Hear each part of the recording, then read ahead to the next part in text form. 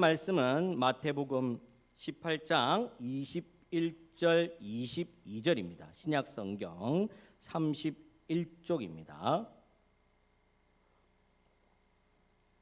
오늘 우리에게 주신 하나님 말씀은 마태복음 18장 21절 22절입니다. 함께 봉독하도록 하겠습니다. 그때에 베드로가 나와 이르되 주여, 형제가 내게 죄를 범하면 몇 번이나 용서하여 주리이까?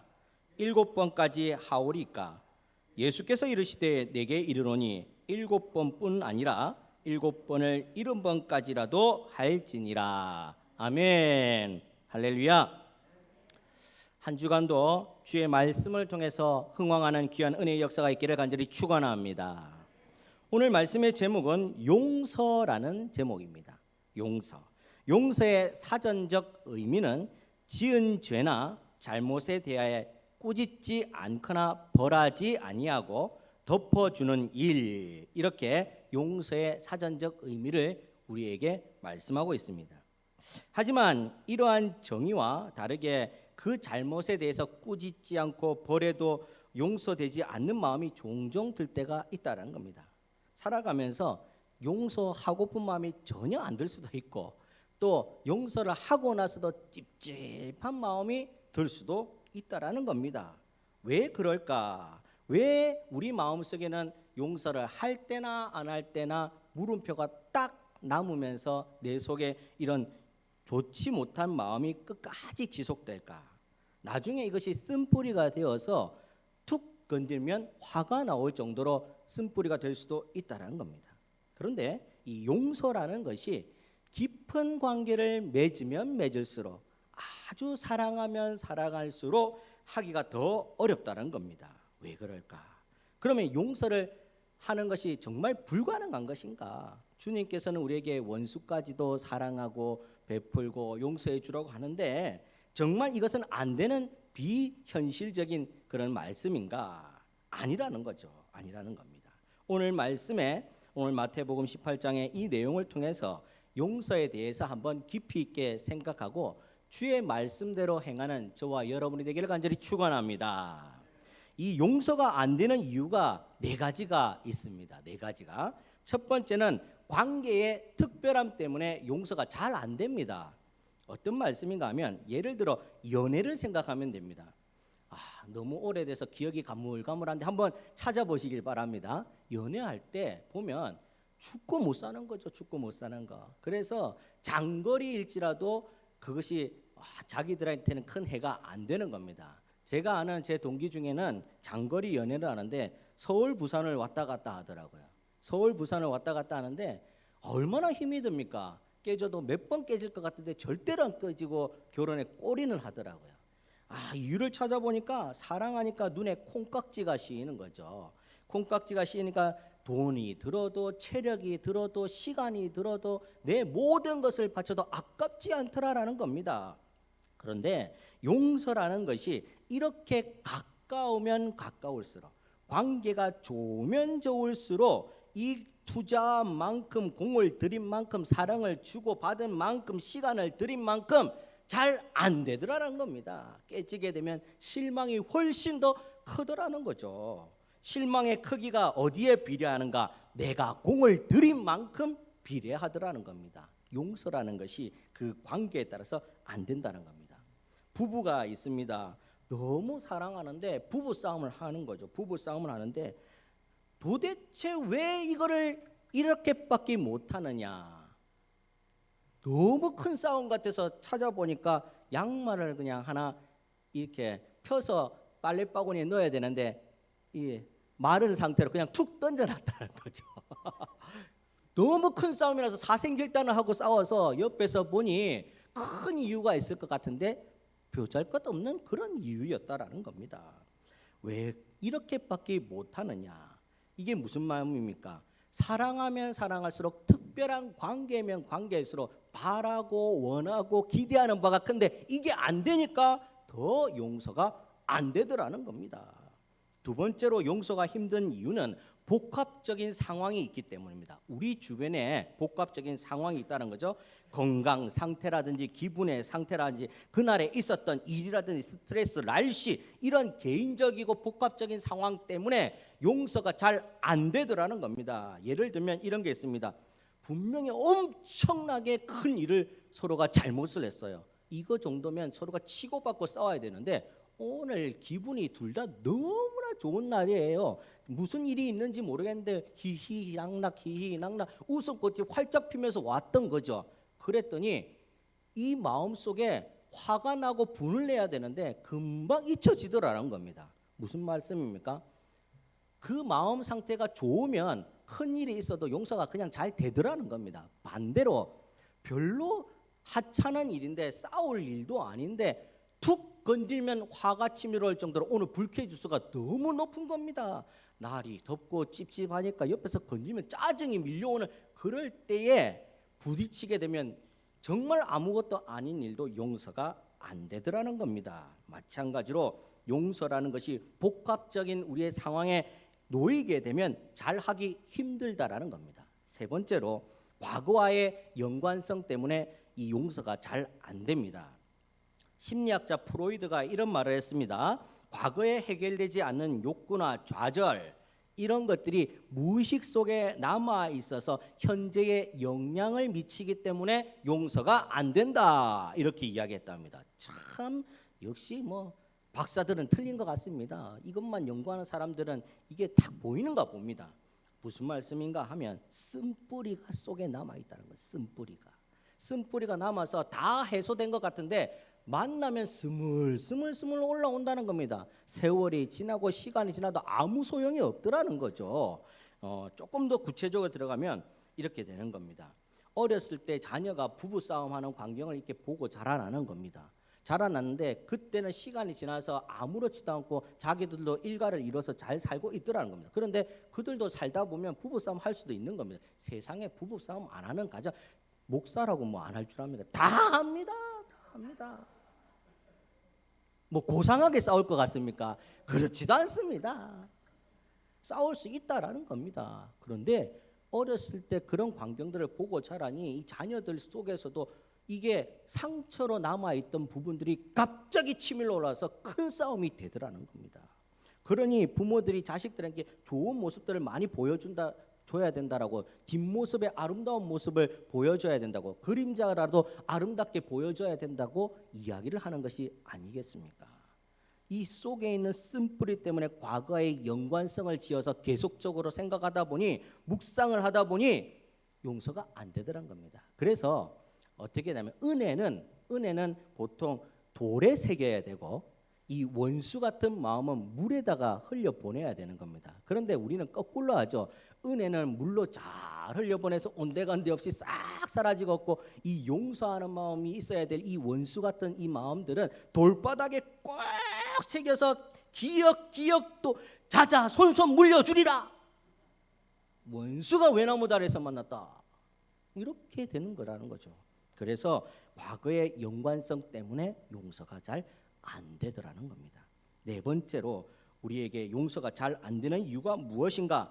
용서라는 것이 하루아침에 되는 것이 아니라는 거예요. 점진적으로 되는 것이다. 그리고 용서라는 것은 상대적이다라는 겁니다. 자, 이런 것이 있습니다. 부부싸움을 계속 예를 드는데 싸웠다는 겁니다. 보통 보면 남편이 미안해. 뭔가 미안한지 잘 모릅니다. 대부분 다. 뭐 내가 뭐 잘못했다 해라. 뭐 잘못한 겁니까? 잘못을 안 한 겁니까? 그래 그렇다 해자. 그래. 이렇게 하고 넘어가면 아내 입장은 분통이 치밀어 오릅니다. 뭘 잘못한지도 모르면서 잘못했다고 해라. 그렇다 치자. 뭘 그렇다고 치자는 것입니까? 이 속에 서로가 용서를 한번 했다고 해서 용서가 되는 것이 아니라는 겁니다. 상대방이 받을 준비가 되어 있지 않고 인정이 되지 않는 용서는 용서가 아닐 수 있다라는 겁니다. 내가 아무리 용서를 구했다고 해서 나는 다 내 할 몫을 다 했다고 생각하지만 아닐 수 있다라는 겁니다. 용서라는 것이 하루아침에 되는 것이 아니고 점진적으로 사람에 따라서 다를 수 있다라는 것을 이야기합니다. 그래서 점진적이고 상대적인 요소 때문에 용서라는 것이 어렵다라는 겁니다. 그렇다면 우리는 어떻게 용서를 할 수 있습니까? 오늘 마태복음 18장 21절과 22절에 나온 기사를 통해서 오늘 용서라는 것이 성경에 어떻게 이야기를 하고 있고 하나님의 말씀을 통해 우리는 용서를 어떻게 세상 속에 스미면서 해야 될지를 한번 살펴보고자 합니다. 마태복음 18장 21절 22절 말씀 우리 다시 한번 봉독하도록 하겠습니다. 우리 마태복음 18장 21절 22절입니다. 시작.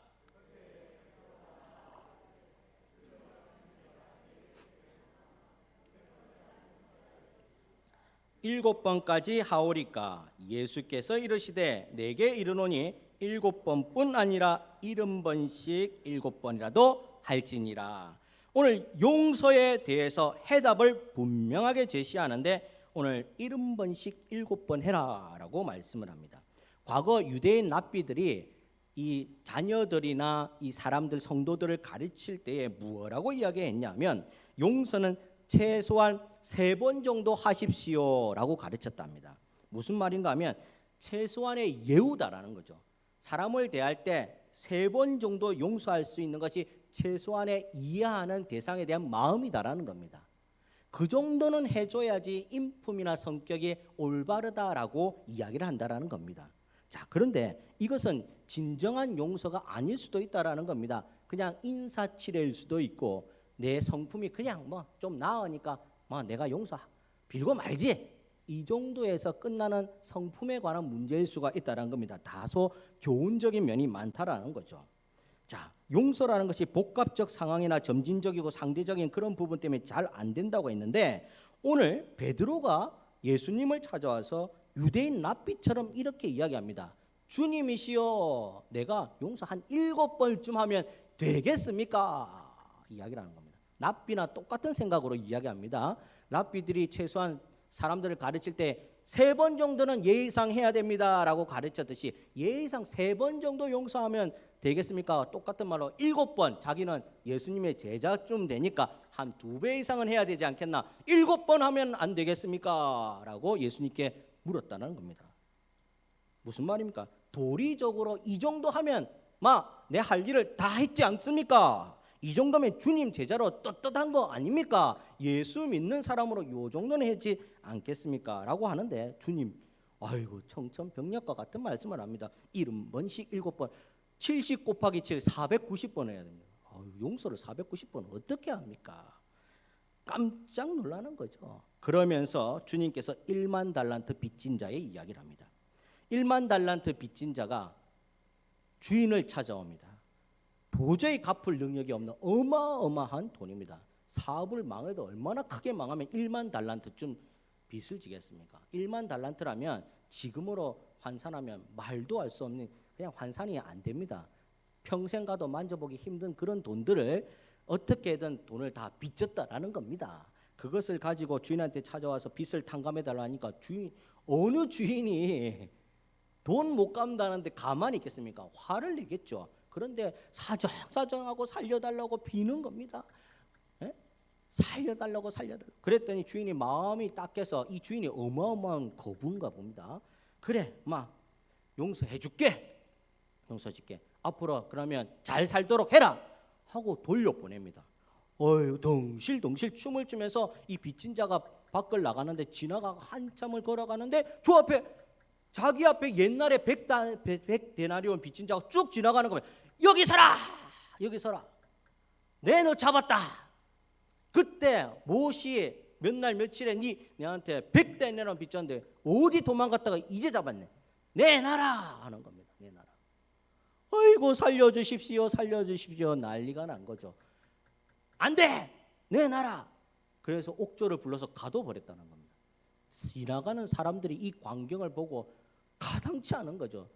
자기는 100데나리온이 아니라 1만 달란트 수천 배에 가까운 그 돈을 빚지고 나서 탕감받고 돌아오는데 고작 100데나리온 빚진 자에게 목을 조이면서 옥졸에게 넘기는 그 광경이 가당치는 않았겠습니까?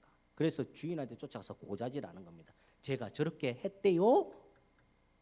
주인이 불러오너라. 그렇게 해서 1만 달란트 빚진 자에게 추궁을 한 거죠. 너는 내가 그렇게 많은 빚을 탕감해 줬는데 고작 그것도 마음을 쓰지 못하느냐. 내가 헛일을 했구나. 가두어라. 슬피 울며 이를 갈미 있으리라. 가둠을 당하게 되는 겁니다. 그런 말씀을 주님께서 책망의 말씀으로 하게 됩니다. 그러면서 오늘 결론의 말씀을 이렇게 말합니다. 너희가 각각 마음으로 형제를 용서하지 아니하면 내 하늘 아버지께서도 너희에게 이와 같이 하시리라. 결론적으로 용서라는 것이 이것이다 라고 이야기합니다. 그러면 우리는 주님의 이 말씀을 따라 용서를 어떻게 해야 되는가? 3가지가 있습니다. 첫 번째입니다. 용서는 무조건적으로 하는 것이다 라고 주님께서 가르쳐주고 있습니다. 1만 달란트 탕감해 준 주인은 빚진 자의 상황을 듣고 그냥 무조건적으로 용서해 줬습니다. 사실 이 1만 달란트 빚진 자가 1만 달란트쯤 빚질 정도로 살았으면 얼마나 막무가내로 살았겠냐라는 겁니다. 규모 없이 이만큼의 빚을 거대하게 지었겠냐는 거죠. 그러면 이 정도의 빚을 질 정도로 살았던 사람이 가서 빈 것이 정말일까요? 아니면 가짜일까요? 정말이 아닐 가능성이 참 많습니다. 그 상황을 모면하기 위해서 오늘도 또 빌 수가 있다라는 겁니다. 그런데 주인은 그런 상황을 보지 않는다는 겁니다. 지금 와서 자기 앞에 빌고 있는 이 자를 측은히 여겨서 주인의 마음에 측은히 여겨서 이를 용서해 주는 겁니다. 무조건적으로 용서해 주는 겁니다. 상대가 당장 어떠한 위기를 넘기려고 거짓말을 하는지 아니면 갚을 능력이 앞으로 있든지 없든지 나를 이용하는 건지 어떤지 상관하는 것이 아니라 본인의 마음에 측은히 여겨서 그를 무조건적으로 용서를 해줬다라는 겁니다. 그래서 용서는 이해를 하고 해주는 것이 아니라 해주고 나서 그 상대가 감동받아서 이해하는 자리로 나오게끔 하는 것이 용서라는 겁니다.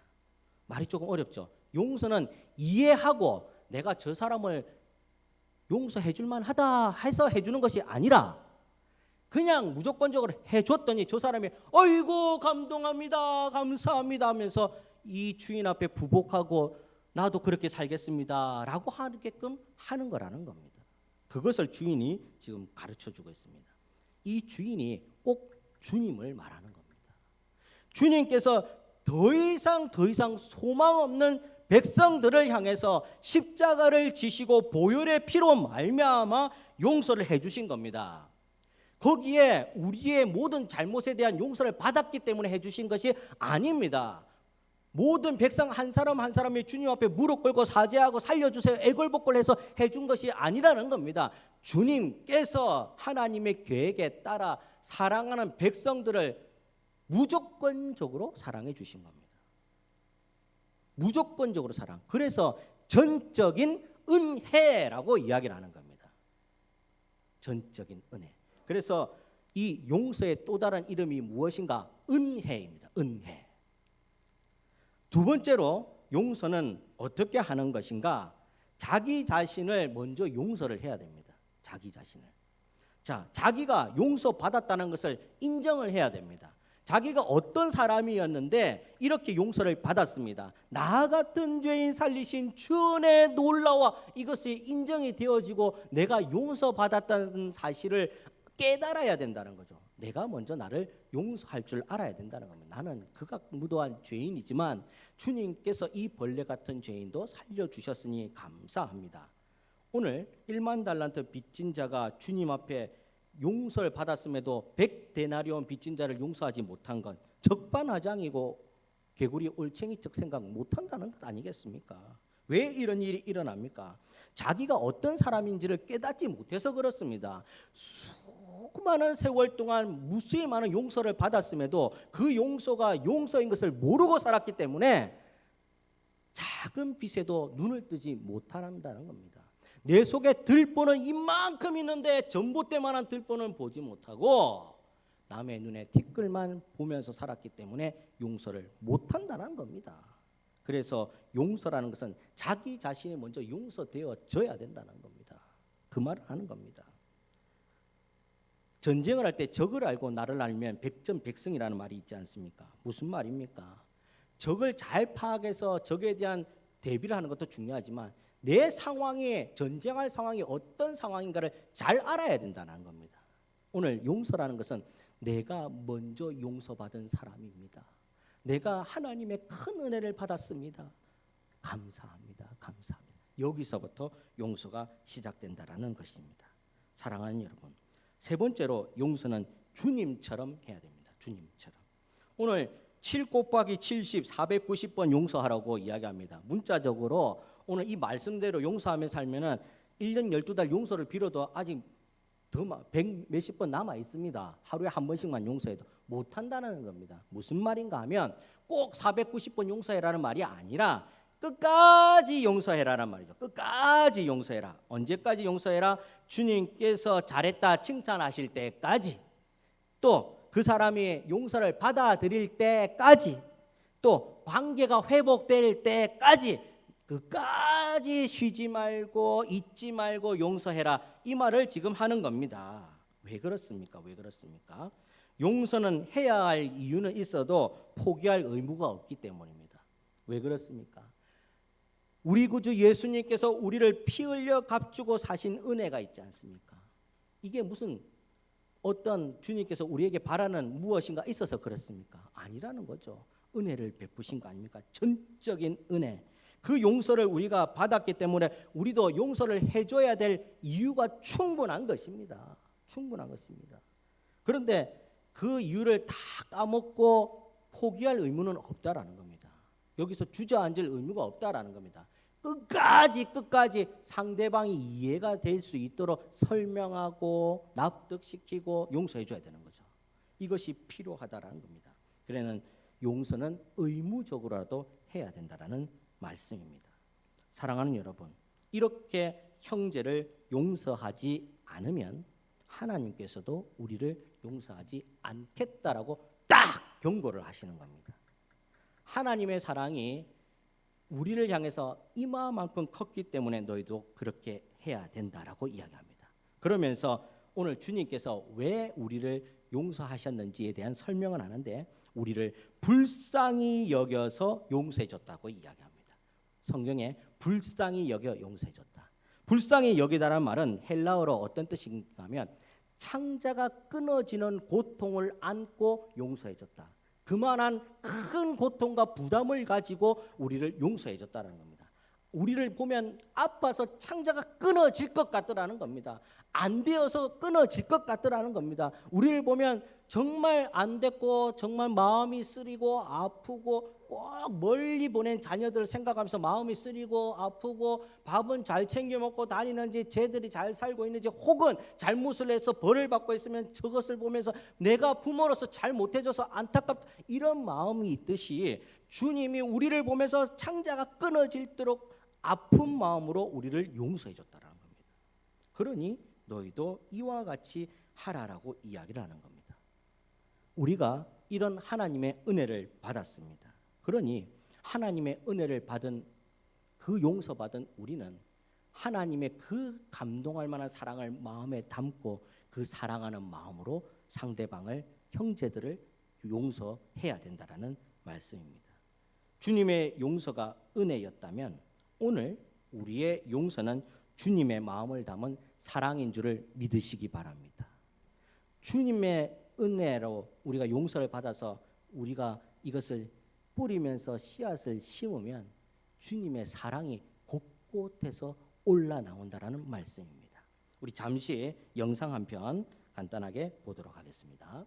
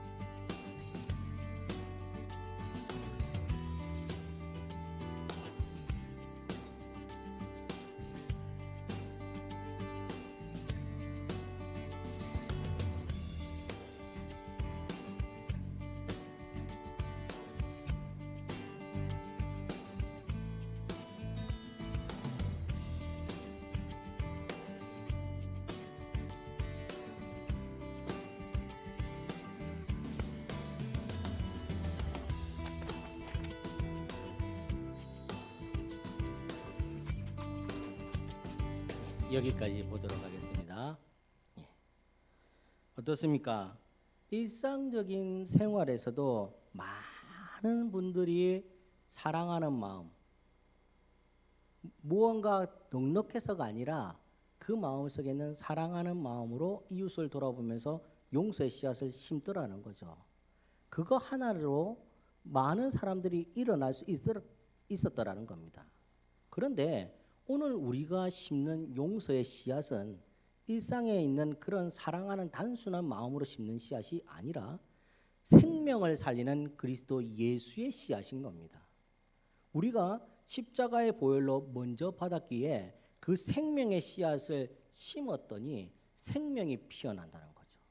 사랑하는 여러분, 오늘 이 자리에 있는 우리 모두가 그래서 주님의 사랑을 먼저 받은 사람으로 용서할 수밖에 없다라는 것을 기억하시기 바랍니다.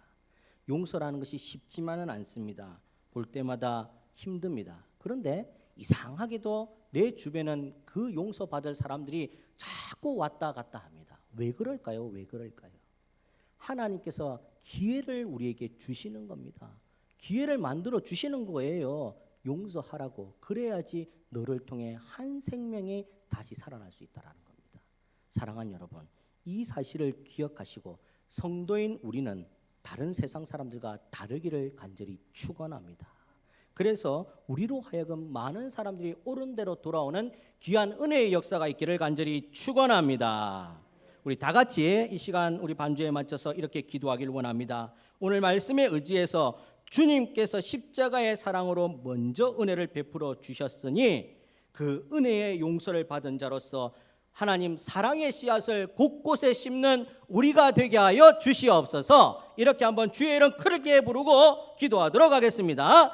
주여, 거룩하신 하나님 감사합니다. 우리도 주께 받은 사랑의 은혜들을 심을 수 있게 하여 주시옵소서. 주변을 돌아보아 하나님 관계의 용서가 있게 하여 주시옵소서. 아버지 하나님, 끝까지 주님처럼 용서할 수 있게 하여 주시옵소서. 하나님 아버지, 믿음의 사람으로서 하나님 이 세상을 돌아보아 사랑의 씨앗들을 많이 심어 나갈 때에 하나님의 은혜 받은 우리로 하여금 새 생명들이 많이 피어나게 하시고 주께로 옳은 대로 돌아오는 귀한 역사가 일어나게 하여 주옵소서. 주님께서 우리에게 기회를 주십니다. 많은 용서받을 자들이 우리 앞에 오가는 것은 주님께서 우리에게 그렇게 하라고 말씀하시는 것이 아닙니까? 깨닫게 하시고 모든 것을 내려놓고 주께 받은 은혜대로 용서할 수 있는 우리 모두가 되게 하여 주옵소서. 그러므로 말미암아 주의 교회가 흥왕하는 역사가 있게 하시고 주님 아버지 하나님 나라가 확장되는 은혜의 역사가 있게 하여 주시고 이 약한 세대에 하나님 앞에 정말 승리하는 우리 창원 온천교회 모든 성도님들 다 되게 하여 주시옵소서. 감사합니다. 예수님의 이름으로 기도하옵나이다. 아멘.